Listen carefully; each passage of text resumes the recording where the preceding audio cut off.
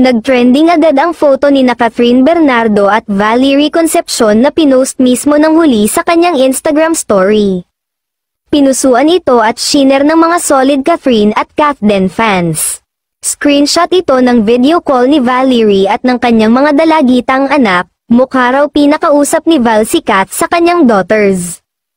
Kuha ito sa location shooting ng Kathden movie sa Canada.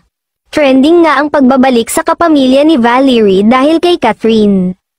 Sinasabing isang araw si Valerie sa cast ng reunion movie ni Catherine at Alden Richards na Hello Love Again, walang pang official reveal or announcement kung sino-sino ang mga kasamang artista ng Kathden sa sequel ng phenomenal blockbuster film nilang Hello Love Goodbye.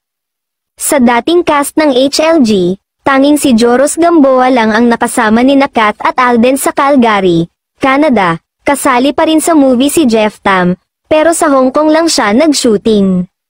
Bukod kina Valerie at Joros, kasama rin sa inaabangang reunion movie sina Ruby Rodriguez at Jobert Austria. Ang tanong ng netizens, kasama rin kaya sa sequel ng movie.